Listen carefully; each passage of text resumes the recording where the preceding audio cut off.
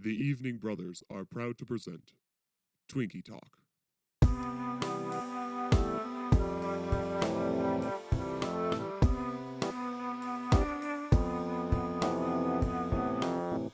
Welcome to Twinkie Talk. Oh, you're gonna start? Damn it. All right, we can do it. Welcome to Twinkie Talk, brought to you by the Evening Brothers. I am Brother Lincoln. I'm Brother John. I'm Brother Preston.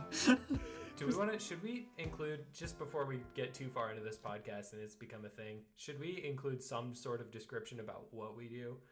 Because Twinkie Talk and Evening Brothers mean nothing to anyone. Well, I think we talked about that that the goal is like to punish each other with bad movies and then discuss them. Right. I think that's enough, you didn't right? Say that just well, now. I just did. Okay. All right. Yeah, that counts. The thing is, I've learned that this trope of three white men watching bad movies and then talking about them is not it's not like a unexplored niche of the podcasting space. Maybe that's what we should do. Is we should just call ourselves the first podcast where white men talk about movies. I think that's see great. If anyone stops us. just boldly assert it. Like, yeah, you don't think we are? Okay. Cool. Great. Well, it's your episode. It is my episode. We're going to talk about the movie Real Steel, which was released in, I think, 2011, starring Hugh Jackman and Evangeline Lilly. It was a movie that... Hey, hold on. Wait, was it starring Evangeline Lilly? No, she's involved. For like 6 minutes. I mean, she was probably in the previews. She's like a headliner. She wandered onto set, is I think what happened. Well, anyways, it's a movie with very good CGI, and I will say that without a hint of irony. Like, it's quite excellent. Yeah, no, it's really solid. About robots boxing each other.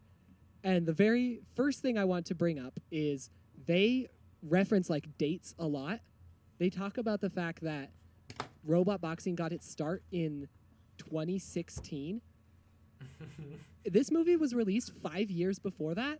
So they were really, really optimistic about robot boxing really taking off in the next, 4 years. Not only that, they were also very pessimistic about how real boxing would go. Yeah, they're like, oh, people got so sick of real boxing so quick. You know what? I think it really was they were betting on the success of Real Steel to ignite the robot boxing revolution. That's a conspiracy theory right there. It worked for me. I tried to learn. I distinctly remember watching this movie and trying to learn how to make robots that would fight each other. Yeah, it was. Same. I mean, it was very inspiring as a movie for all of us, I think. I remember I played the Real Steel video game that you could get on iOS. Very good. And I paid real money, like real human money, to buy a really good robot. Do you happen to remember the MSRP on that particular robot? I think it was $5. Which at the time was a lot for you, I imagine.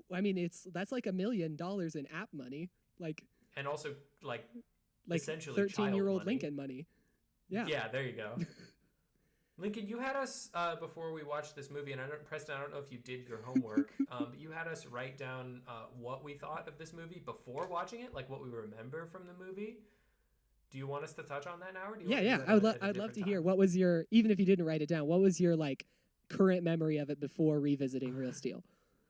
Preston, do you have it? I definitely didn't write it down, but it was very nostalgia, robots boxing robots, and I just remember being really stoked as a kid. So you looked at the poster.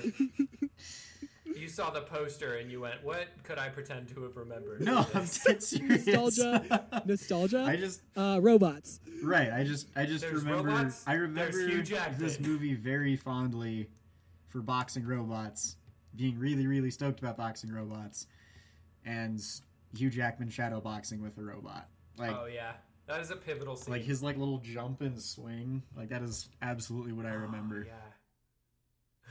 Okay, John. I did write mine down. I said a heartwarming, feel-good father-son extravaganza with exciting robot boxing matches, and then which I think stands. I think that follows. But maybe not extravaganza. It was a sort of a sub-stravaganza. but beneath that, the next paragraph, I would love to talk to you guys about this. I also remember having a major crush on one of the characters in this movie, but I don't know which one. And here's the fun thing is I've seen the movie now again, and I still don't know which one it was. Is it the robot? It might have been the robot. How could it? I mean, I think there's one female character in the whole movie. Okay, but here's the thing. It definitely was not Evangeline Lilly. Like, I can guarantee you that. Was it Hugh Jackman? Okay. It might have been. My current running theory was at the final fight, there's, those, like, the sign holder ladies, the number ladies? Oh, I'm yeah. sure there's a word for them. Yeah. There's one of those that's dressed up like a robot, and I think that might have been her. I remember my eye being caught by that robot costumed woman for, Yeah. I think she's on screen for, like, 10 frames? I believe so, and those 10 frames really stuck with me. They really fueled me through my teenage years. Wow. Okay. Good to know. Those are really good to know. I Time to told you to fight. do that, and then I promptly did not write down my thoughts about Real Steel. But I'll tell you what I remember is Wow. I remember thinking it was awesome.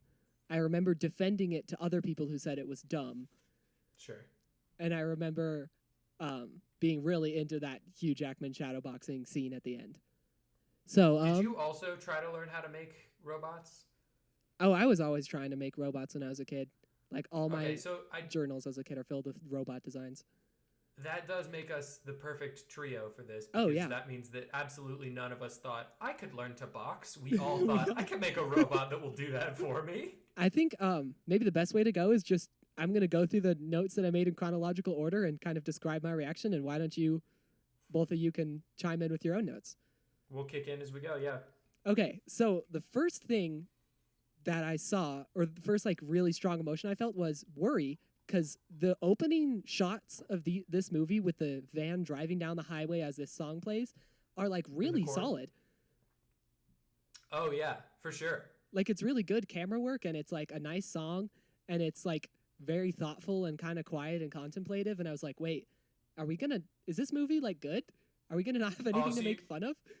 You were worried that you kind of sucker punched us into watching a good movie that's enjoyable. Yeah, I was worried that I wasn't going to make you suffer enough because I was like, this part is actually good. But the reason that it's good is because no one has spoken yet. Yeah. Which is, I think, a point that's going to keep coming up as we go. Oh, for sure. I wrote down a lot of these. I also said that the script feels like it was a first draft that someone just picked up like dusty off a desk and went, well, we can make that. Why not? Yeah, it needed a few rounds, which I think we'll get to more specific complaints as we go. I'd love to. The second thing I definitely saw is it's got that 2010s stank to it. It feels very much... Please explain that. I don't know. It's just got like the way people are dressed and the way people talk to each other is just so distinctly like mid-2010s. And it's like, okay. It's supposed to take place in the future, but it is so inexorably 2011 when they made that movie. They definitely put zero effort into making anything look futuristic besides the robots. Like, they slapped some fancy screens in, like, his truck and called it a day. And it's like, yeah, basically nothing else in the world evolved. We still have got gas cars by 2027. We still are, like, mainly... fossil fuel powered, except we have anthropomorphic, giant, completely autonomous robots. Right.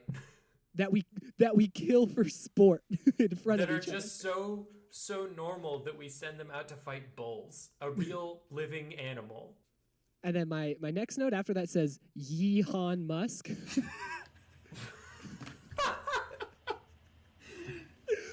Yes. And I think Thank you for because that cowboy thank you man for looks like just Elon Musk. summing that up beautifully.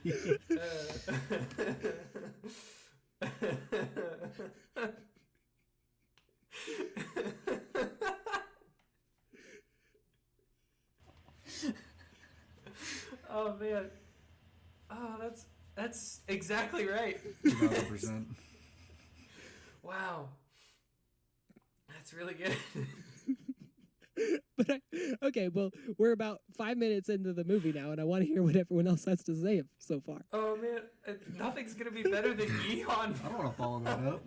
Well, I was just gonna say, a running theme. I had two running themes. One of them I'll get to later because it's maybe the biggest discovery I've ever made in my entire life. And Oh, the other, I heard about this. the other is I'm I did some math later on because they gave us a little number num, and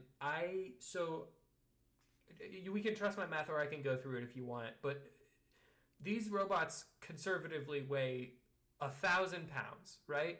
Okay. So that's what we're told, is that they weigh about 1,000 pounds, which yeah, that checks out. To me feels like you wouldn't have to box with a bull. You would just have to sort of sit on it, and then you'd probably be okay. I don't actually know how strong bulls are, but I bet we would be Right. surprised at how much they could actually like move with their bodies.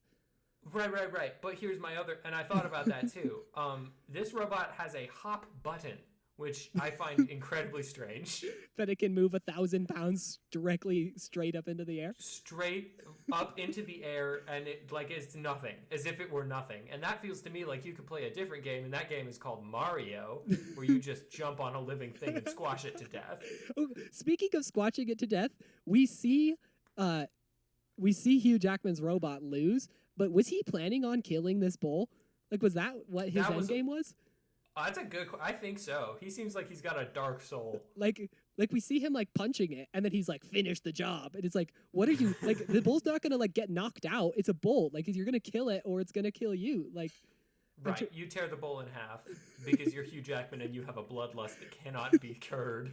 I think it's really funny that he gets distracted by a hot girl. He just like turns to the side and gets distracted, and then the bull attacks him. Like, you have to literally focus for 40 more seconds. And you would be fine. Right. And like peripheral vision is a thing that exists. Like I feel like you would see, hey, there's this shape running towards my robot. Like Oh, I thought you were talking about the woman. Like, hey, there's a shape. Yeah. There's a shape No, in the like, shape of a woman. I'll acknowledge her 40 seconds from now after I win this fight. You think she's going to lose interest? Which will improve my chances pretty significantly, I feel. Oh, this is a great example of the 2000 stink I was talking about with the little girl who he tries to charge $5 for a photo with the robot. And then Sure. the girl's dragging away the robot arm and he's like, give it back. And she Yeah. goes, yeah, for $5. Like, oh, God, I'm so good.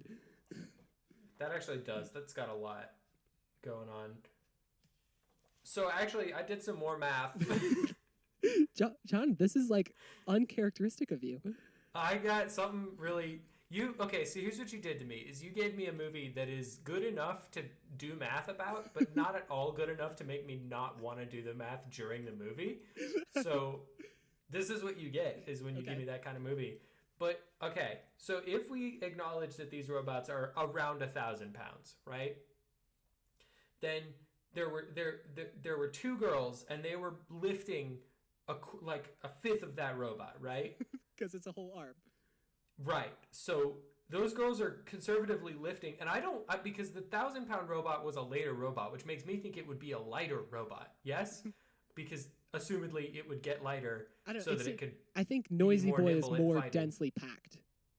I'm not talking about Noisy Boy. It was a different one. Which one was There 1,000 was one- pounds?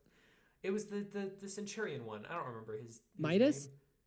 Midas. Yeah, I think he was. Anyway, that's not the point. The point, Lincoln, is that these girls are lifting. These 10-year-old girls are lifting 200 pounds.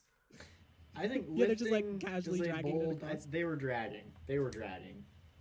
You know. Okay, then they were dragging 200 pounds. They're 10-year-olds. 10-year-olds can't drag themselves sometimes. I'm gonna pull this. I'm gonna take what I assume is gonna be Preston's position because I think he's gonna agree with me. I bet that the limbs are among the lighter portions of the robot.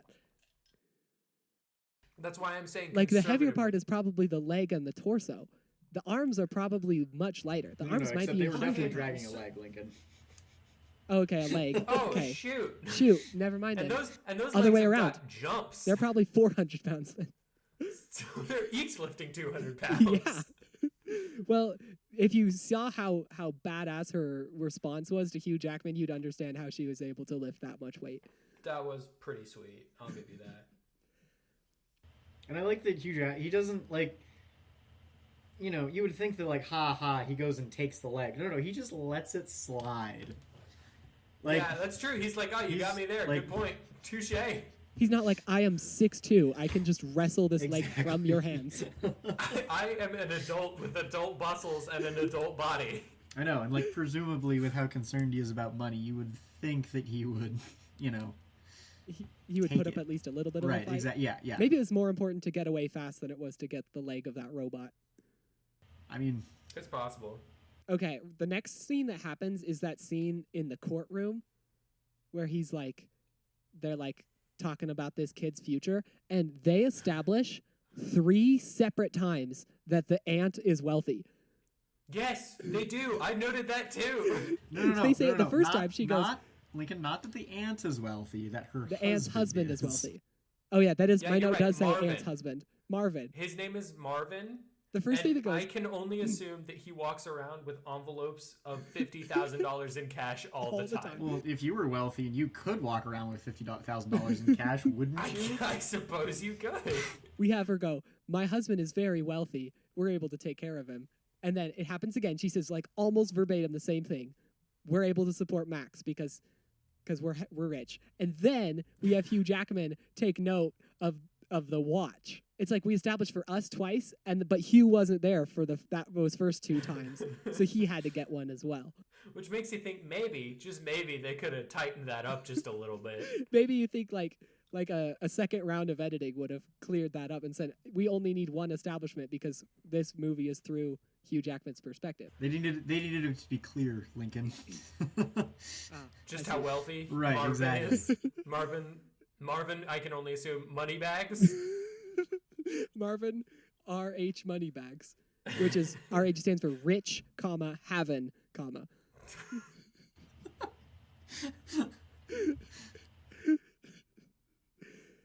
I do like, just as we start getting into the courtroom scene and all that, I like how quickly Hugh Jackman's character, which I'd love that I know Marvin's name and I don't remember what Hugh Jackman's character's name was. I think it's Charlie because later on Evangeline Lilly says it like 16 times in the span of 1 minute.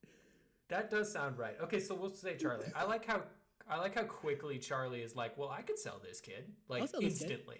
Which is kind of funny. It's the opposite of Jean Valjean which was Hugh Jackman's character in Les Mis, because he actually buys a kid in Les Mis. He was so That's a upset good point. after selling a kid Real Steel that he had to do Les Mis to ease his conscience. Are you suggesting that Hugh Jackman does not quite understand what acting is? So he's like, I sold a kid. Oh no. I don't think you're so far out, because every time in this movie, Real Steel, where he is expected to act like a poor father, he does such a bad job at it. He is so bad at playing a bad father because we all know that he is the best dad. Like, he is such That's a dad. true. Well, and bad dads are such a touchy, like, you can't show a really bad dad without people being like, that guy's a bad person. Like, no Yeah. for him.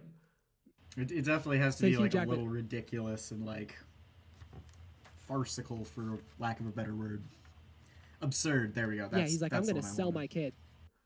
No, we're sticking with farcical. Farcical. I like that. Is it farcical like when it's so cold outside that your fart freezes in the air? No, it's a farcical. Oh, sorry, I misheard. It was the connection. Yeah, it's okay. Sorry, not all of us have fancy microphones.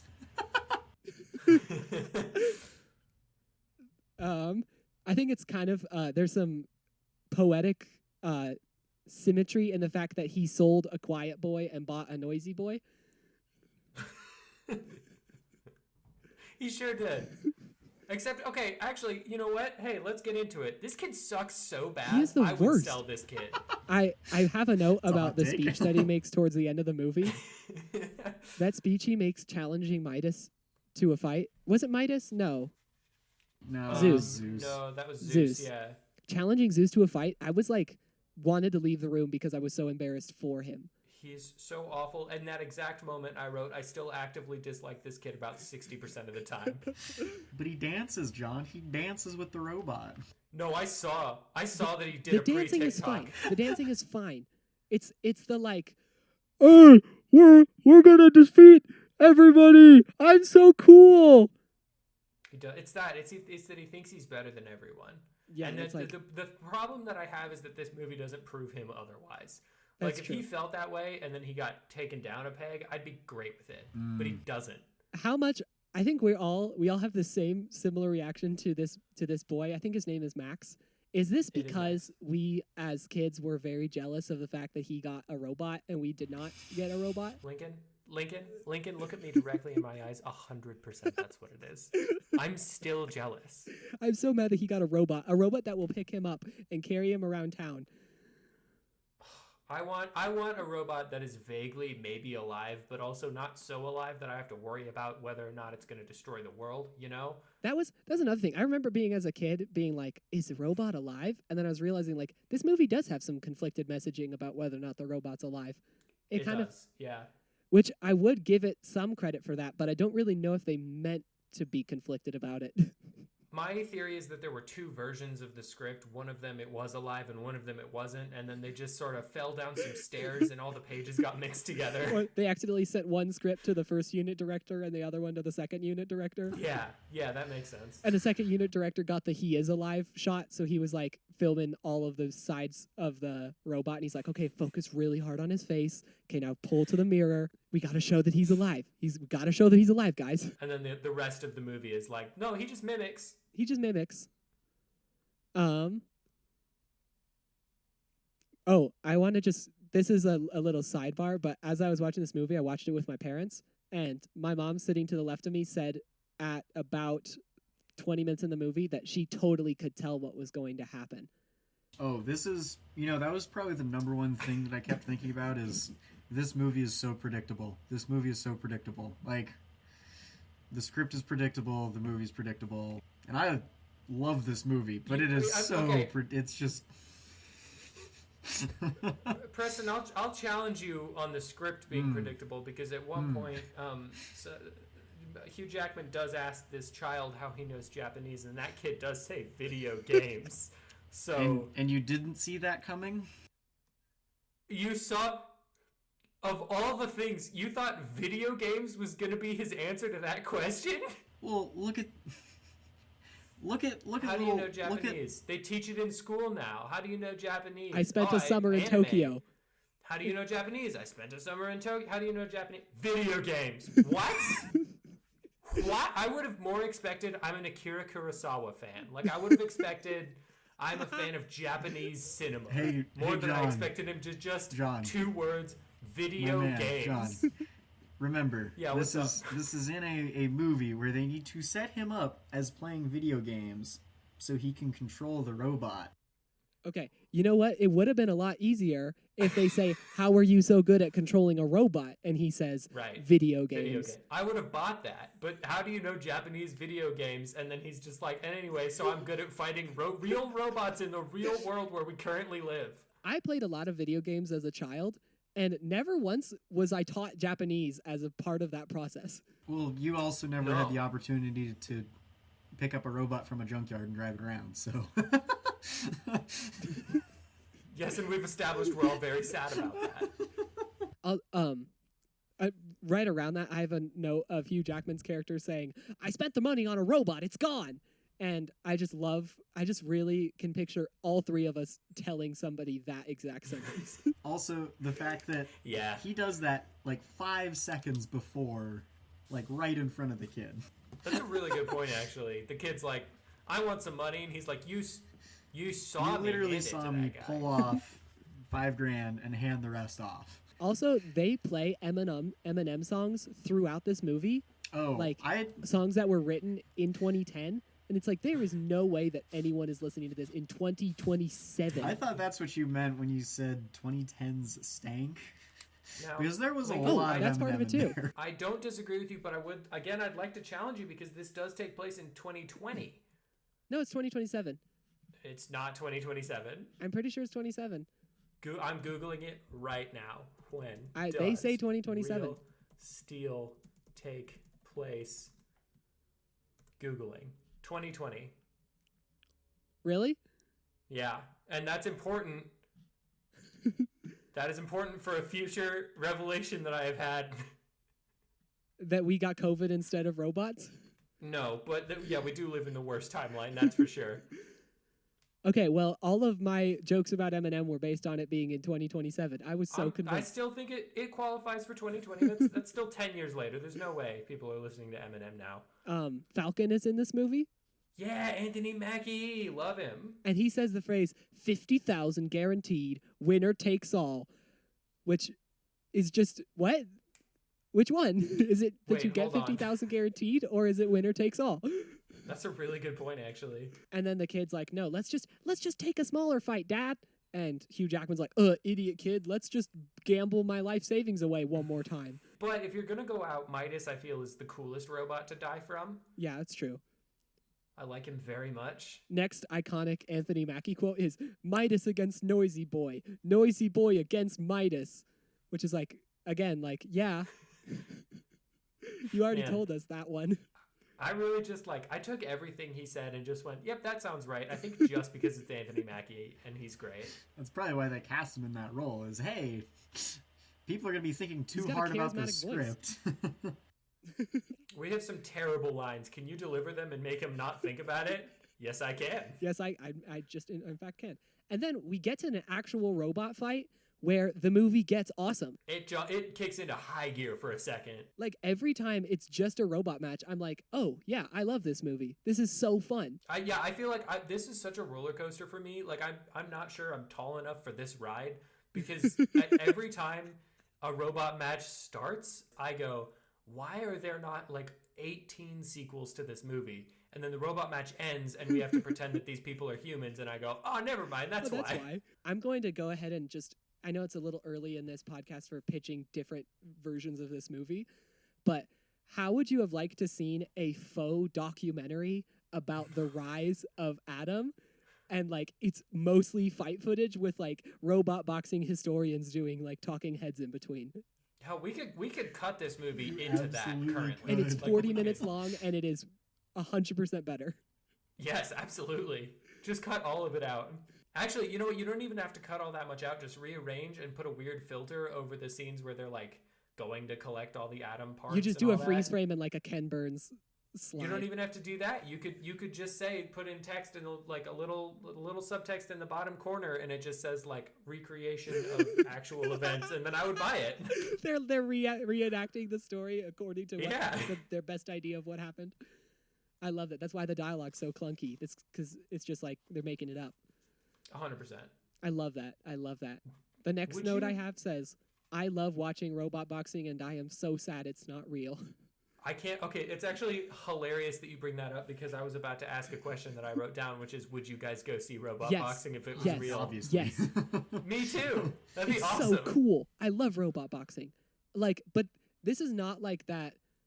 What was the robot fighting thing we had in this timeline for a while? BattleBots. Yeah, it was BattleBots. and No. I don't want that BattleBots little boxes with wheels on them. I want humanoid, fully autonomous, jumping around the ring robot boxing. Absolutely. Yeah, I want it to tear limb from limb, not be like a mouse droid from Star Wars. That yeah. doesn't qualify for Yeah. me. There's a scene when they're through the junkyard and they're getting Adam for the first time. First of all, there's a Saturn V rocket at that junkyard. Why did the VFX artist throw that in there? What's this timeline where a Saturn V rocket got decommissioned and put to a junkyard in the Midwest? But I'll tell you exactly what happened. Robot boxing happened, and everyone went, well, I can't leave this planet now.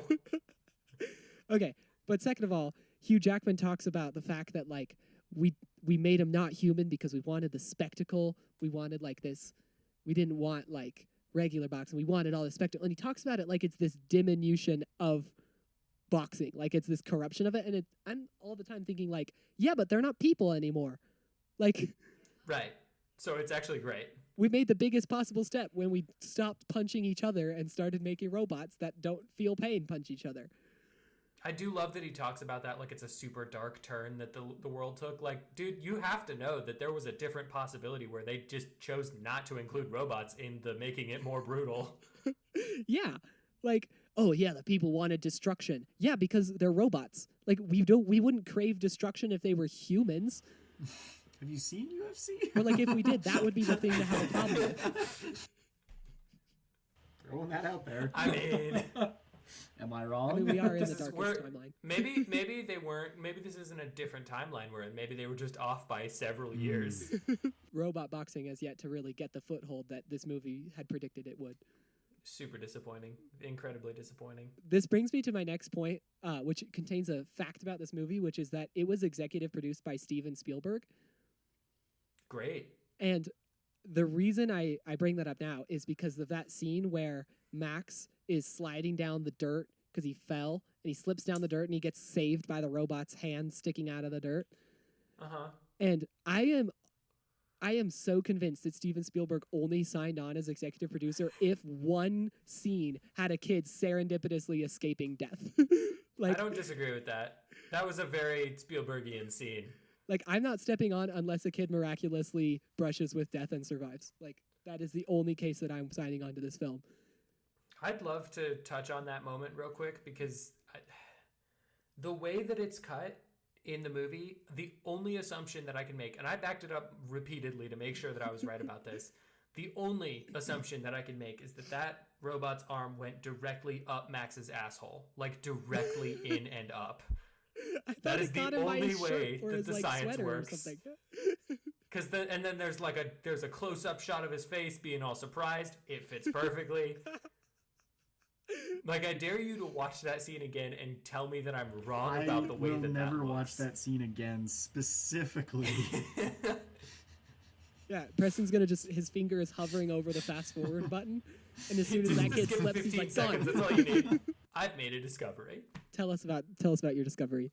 Let me tell you. Just if I may have the floor for a moment, Council. This is 100% a Pacific Rim prequel, without question. This is absolutely a Pacific Rim prequel because this takes place in 2020. Pacific Rim is in 2025. Now, I have a little map of how the development goes. Oh, sweet. Absolutely no I love chance this. that they developed all the robot tech after the kaiju attack in Pacific Rim. It had to be a variation on already existent tech. I think we can all agree on that. So Yes, what's we can. better than hand-controlled robots? Voice-controlled robots. This movie proves that. What's better than voice-controlled robots? Neural link robots. So it's like just the next step. This is a prequel to Pacific Rim, and I will not hear Well, otherwise. and you know what it was? Is some general was trying to figure out what to do about the kaiju, and then remembered back when he was a kid, watching he saw- a bull he saw Real fighting Steel, a the robot, movie. and he said, "Boom! Oh, there's the it's solution." Perfect. No, not he, she. It's one of the little girls. It's one of the little girls. She still has her robot leg. She brought it home. Yeah, but she lost her leg in the war, so now she uses it as a leg. She has one robot leg. She is 8 One feet tall. Giant leg. You know, I know that theory is true. I am sure of it because when you said that out loud, it all made, like, I realized I had been assuming that this whole time. Oh, yeah, Well, for You sure. know what's funny is when we were talking about earlier how we wanted to see like the rise of Adam. I was thinking, like, the only thing that would have made this movie a thing that would have made this movie better is if we had a Pacific Rim style intro, like introducing, robot boxing, narrated by Hugh Jackman. The next thing that happens in the movie is Max takes Adam on a run, and then he has Adam like pick him up, and they have so many counter close up of the robots that I wrote, I wonder if the boy is going to kiss the robot, because the imagery is really there for a solid 10 or 12 seconds. You just got to change the music, and it's a romantic comedy. I hate that so much. I do think if we're going to talk about the actual movie, I do think that one of the things that makes this work on some level is the blend of animatronics and CGI. Because there's definitely moments where he's like looking at the robot just directly in the face, and if that was just a big CGI robot, nothing would have worked in that moment. That's like, to me, that's like the most frustrating part of this movie is that everything except the script was executed like technically flawlessly. Like super, super great. Yeah. Like the cinematography, it's like more colorful and more engaging than most modern blockbusters. The action is excellent. The framing is great. Like, it looks really, really sharp. It was like just like really well made. The CGI is excellent, and the script is just terrible. There's no Yeah, it's just awful. It's just this awful script. And so like if you watch it with mute on, you'd be like, this is a great movie. And then you hear them talk, you hear lines like, "What's her face? Daughter of the father-daughter Zeus team. What do you have to say about this?" I also, it's just not good. I do, Lincoln. I appreciate that you've taken, the charge to just really torture us with a movie where I tortured you with the futility of the experience of watching Hugh the Winged Serpent. You tortured us with the potential for what this could have been. It really could have been good. Like if it had just had a round of polishing on the script. Like they could have shown it to one other guy. One other person could have given them enough to make this movie from a great idea completely bogged down by a script to a movie with a pretty good script and a really great execution. And a series of descending in quality sequels. I completely agree. Yes, perfect. Here's one thing. I'm really curious about Here it goes. Hey. Thanks for prefacing for us. See, this is we're gonna get into the weeds here for just a second. I want to know. Just to clarify, were we out of the weeds up to this point? Yeah, we were just point. taking a really high level look at this movie until now. No, I'm really curious, what the rules are, as far as these robots, because one of them has there's twins. The one that has the two heads, right? Sure. You could make an argument that that's an advantage or a disadvantage, all day long. Right. And then there's the one robot. Hold on, we're in the weeds. Let's talk about it. Is that an advantage at this point? Well, yeah, because you could have two redundant. If the rule is the control has to be in the head, then you can have two redundant controls in the head. Okay. But it's a disadvantage because now you have a larger target. Right, and also your robot looks dumb as shit. Yeah. Is another problem. Also, the fact that they took the word city really literally in the Twin City name. He kind of looks like a city as well as a twin. And then there's the one robot that has a literal hammer for a hand. No, I think you can't talk about that because that's not regulation. That's Okay. street robot Fair. boxing. But still. There's no way that robot would have been allowed into competition. Okay, but Lincoln, would that robot then fight? Would the owner of that robot accept a challenge from a robot with two hammer arms? Right, exactly. And Zeus has the piston in the forearm for extra punching. Oh yeah. That's a good point. Where do they draw the line here? You know what I'm saying? And does it have to be controlled in the same way? Could it be? Can you at one point you just have an actual boxer fighting just some nerds? Right. Which that seems like who's gonna win that.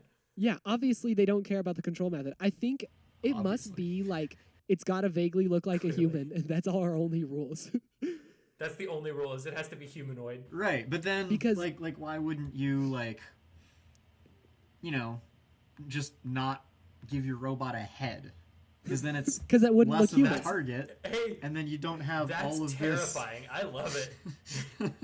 Call it the Headless Horseman. We're building some fiction. All right, let's go. He's holding his head in his hands on it's a pumpkin, and he has it on one of his arms. Yes, he can throw it at people.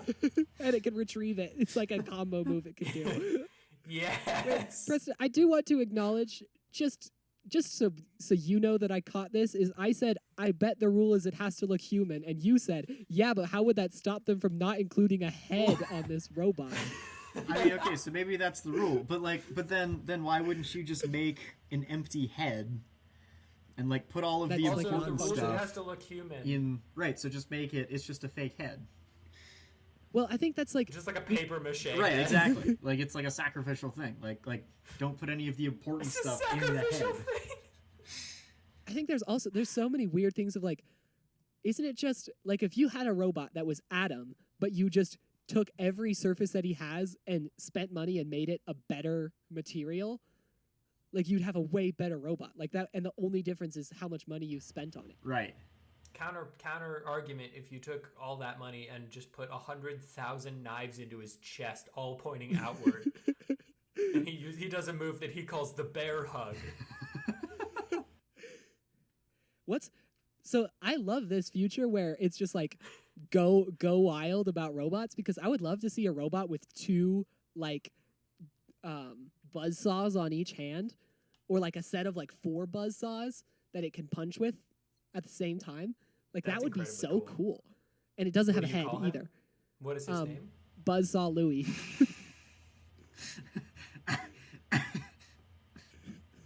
Okay, so one of us is in charge of naming them, and It's not not Lincoln. Lincoln. But I like that idea. Or you don't want to call him Buzzsaw Louie? No, I would call him perhaps Bloodsaw, or maybe So maybe- Bloodsaw Louie? no, not Bloodsaw Louie. There's no Louis. No Louis. No Louis No, involved. No. Just no. Somewhere in the series of fights, there's a moment where the kid shouts, "I told you I hate hamburgers," and Hugh Jackman goes 100% feral on the wrapper and says, "It's a burrito." I was remembering that. Also, where is he getting these generic unmarked bags of food to give I to don't his know. son? Do you feel that if this franchise had taken off, do you feel that it would have crossed over with Fast and Furious at this point? Or What's okay? Real Steel, Fast and Furious. How are those connected? What happens in yeah, the? I can okay, definitely please, tell you. please elaborate. Okay, so Okay, wait. Let's set the scene. We are in the good timeline. Real Steel of did course. amazing. It got one round of script polishing, which brought it from like a 4 or 5 movie to like a 8 or 9 movie. Right, and at the 10th movie, before the 10th movie, there's a spin-off, and it's called, and I'm very excited about this, The Fast and the Real and the Furious and the Steel. Steel. And there's a sequel to it called Too Real, Too Fast, Too Furious, Too Steel. And so here's my pitch. Dominic Toretto has been doing too much spy work, okay? And so he decides, I'm too good at being a spy, and also I might have 6 kids at this point, so I'm gonna retire from being a spy and driving cars through windows and shit. So he goes, he retires, and he's presented with an offer somewhere in Cuba to run just this, what I can only assume would be some sort of Christian and or Catholic themed robot that would fight in part of his family that would fight other robots. Okay?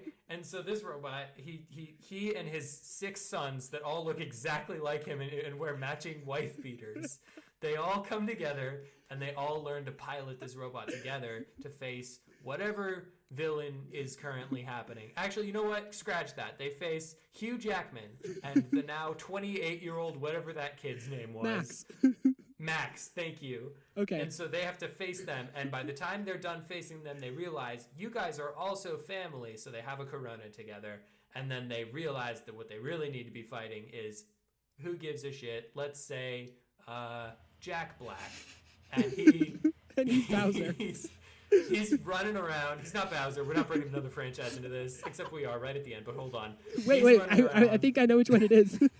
I think you probably do. And if you'd like to guess, we'll have a moment for that. He's running around, Jack Black is. He's doing a bad thing to the family. And so they all come together and they fight him. And then they win. And then, Lincoln, guesses? Okay, well, I think we shouldn't wait for this crossover till the end because the bridge between robots fighting and cars going fast already exists and it's Transformers. Yeah, there it is. It's Transformers. I think pre this movie you're talking about, the fate of the Real and the Fast and the Furious and the Steel should wait until we get across a Transformers bridge. Okay, so which franchise would you suggest connects with that more? Well, we start with Real Steel and we Great. have Bumblebee enters the Real Steel fighting competition as just As a sentient piloted robot. by Haley Steinfeld. No, pilot. He's himself. Haley Steinfeld Wait, no, is I like got it. pretending to be his pilot, but he's Haley just Steinfeld and John Cena, because John Cena is also in the Fast and Furious movies. and they're pretending to be the pilot team, but really it's just Bumblebee, and he's just kicking all kinds of ass and taking all kinds of names because he's like a transformer, and clearly he's Right. definitely more powerful than all those robots. Yeah, because and he's then- a space alien. And then they get recruited because they like rise up the ranks. So they win the championship and they get called to a room, and it's the government who tells the Fast and Furious people to go where they're supposed to go, and they're like, "You're in," and they tell them that they have a mission that involves cars, and they're like, "Okay, we'll go get a car," but it's just Bumblebee again, and so then Very they have a good. car, I'm gonna take and then this that's where we meet Dominic. a different direction. Not do Okay. Fast and the Furious, but I'm actually hurt by in that. the but same okay. way that Fast and the Furious, it's like the first three are like actually about like street racing and cars, and then it just gradually gets more and more. Where you start with Yeah. real steel, right? There's real steel for like 2 or 3 movies, and then slowly, they get asked more and more to help with spy work and such, culminating Okay. with Pacific Rim, where suddenly there's alien kaiju, and now they have to go fight Okay. those. That's Okay. my time. I like that. Can I put a little something at the end of Certainly. that? Okay, right at the end, because we're obviously ignoring the Pacific Rim sequel, because we right at the. Oh, you have a hot take about Pacific Rim 2? It's not great, but I don't think it's. Okay, you know what? Great. So we'll keep Pacific Rim 2 in Thank there. you. That's okay? all I So wanted. then- It's not great, we'll- but it's make worthy a- of. I don't think it should be not included. Great. Okay, so we'll make Pacific Steel, and it's a third in the Pacific Rim trilogy, and a whatever 9th in the Real Steel. Okay, and so at the end of that movie, who cares what happens in the movie? But at the end of that movie, everything, all the technology has to fall because it's gotten too powerful, right? And so then, and this is where I'm excited about it. Dominic Toretto rolls up and steals a DVD player from the back of a truck, and that's right, it's the beginning of the Fast and Furious franchise.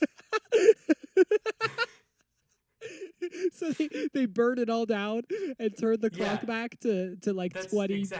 2001. 2001. 2001, yeah, exactly. So they went through like a Butlerian jihad and eliminated all the Yeah. advanced technology. It's perfect. It's the ideal. Okay, that's great. And then do we just go through the Fast and Furious movies as normal, but just with this added knowledge that Right, that it's just the rise of the machines again. that all these robots and cars used to be sentient and they are no longer sentient? Correct, yeah. As God's Eye and all the dumb like big electromagnets and all that they start putting into the franchise, the more that happens, the more you're like, oh, it's all gonna end one day.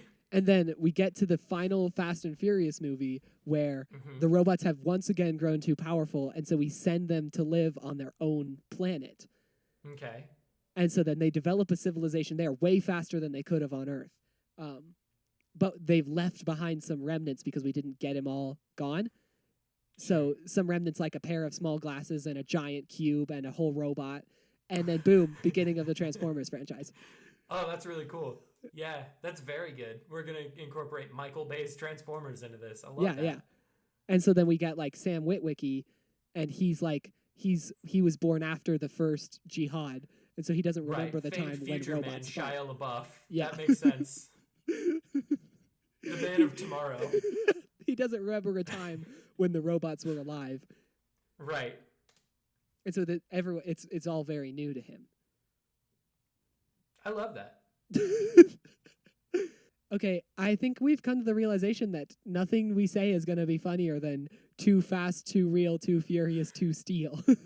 I don't want you to close it out quite yet because I did notice a tiny thing watching this movie, and it's important to me. Okay, So, go ahead and tell us. Again, you brought this upon yourself. I You did, chose this movie. So the last final battle, right? Sponsors that I noticed. Number Bing. 1, Bing. Exactly. Number 2, Del Taco. Very important to me. And then number 3 is the Xbox 720, which I found out because I, again, did a lot of research. This is a fictional futuristic Xbox that a lot of people thought was real exclusively because of this movie. And I think that is tremendous. Also, while we're talking about that, it's so wholesome to see all these logos that were unchanged since 2010. Like, oh yeah, 10 years from now, Bing is going to have exactly the same marketing as they do right now. Bing is the cosmic consistent. It is always the same. Bing will never die. And then my third to last note says, this movie almost hits its stride.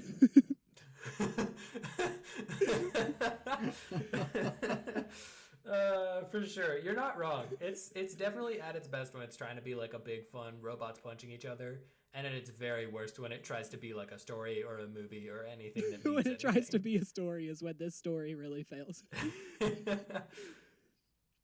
Well, I think we really delved into the depths. I think you two were both sufficiently tortured and punished by making making to watch real stuff. I don't know if I was tortured though, because I love this movie.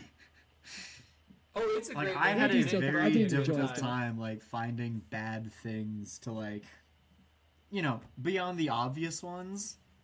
Like I think well, it's bad in a really like fundamental way, and not bad in like a bunch of specific ways that are funny. exactly. That's exactly what it is. It's just like flawed. It's a broken movie, but it's still a great time. Like at no point did I find myself not wanting to watch it. It just I didn't always want to pay very close attention to it. I gotta say I was glad I was taking notes while watching it. I think it made it a lot more fun.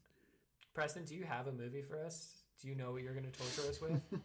Oh, he's still working. Okay, well, He's still working. we can still Okay, talk about let's friends. let's We keep can chat for a riffing. while. Let's keep riffing. Do we want No, to we'll stay see. recording for this end little bit? Okay. Yep. Cool. All right. Perfect. Yes. Well, we want to hear what movie you have. We're probably gonna cut Yeah. out everything before that. We'll see though, because this could be fun. Yeah, we'll see. We'll see how funny we are when we just are given open space with no. That's a good point. We've never actually listened back to one of our non-movie conversations. If you had to design a robot from the ground up, and you had Zeus level budgeting and Zeus level like engineering abilities, Yeah. what kind of robot would you want? Like, what would you want your robot's whole deal to be? I'm pretty into the Headless Horseman thing we were talking about. I think that is very cool. Yeah. Yeah, and he'd have like a whole Victorian thing going on. He's got like a overcoat. Is that what you're saying? He's got like but like a coat made with of tails metal. on it, Like a bunch of frills and an overcoat made of metal. Oh, it'd be sweet. and like he's got like a pilgrim collar. Sure, actually, absolutely, yes, but not so high that it could be mistaken for a head. It's really important to me that it is not mistaken for a head. I think I'd like to amend it just a little bit and say that there's some sort of electromagnet in his neck that can just sort of summon the head back. Is it a pumpkin? Yeah, of course it's a pumpkin. Okay, cool. What's his name? But Headless Horseman. That's not cool enough. That's not 2010 stank enough. Okay, you want some stank? I'll give you some stank. Hold on.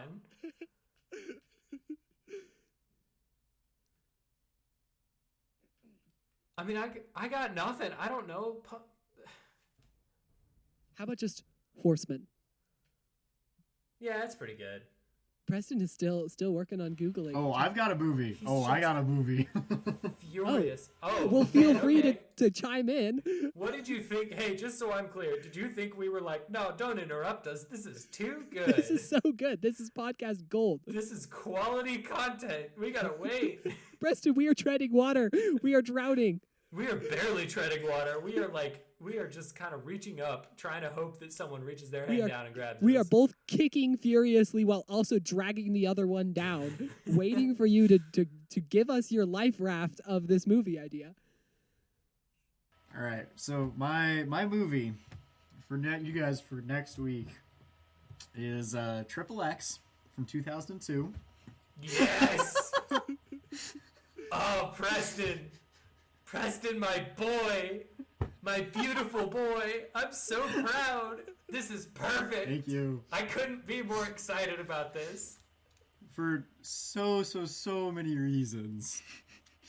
Okay, do you have any like pre-game for us? Do you have any assignment we need to do before Any we watch homework? Triple X? Ooh. Write down as many like late 90s, early 2000s action movie tropes as you can. Oh, good. And then check them off the Okay, that's- list as you watch this movie. Like make a bingo card. Oh! Make a bingo card. Late 90s, early 2000s action movie tropes. Make a bingo card.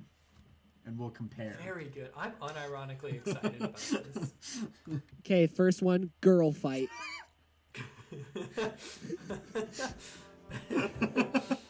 Well, thank you for listening to Twinkie Talk, brought to you by the Evening Brothers. We'll see you next time. I am Brother Lincoln. Brother John. Brother Preston. I'm so sorry. I He's gonna cannot get through say that without I cannot laughing say once. that with a straight face.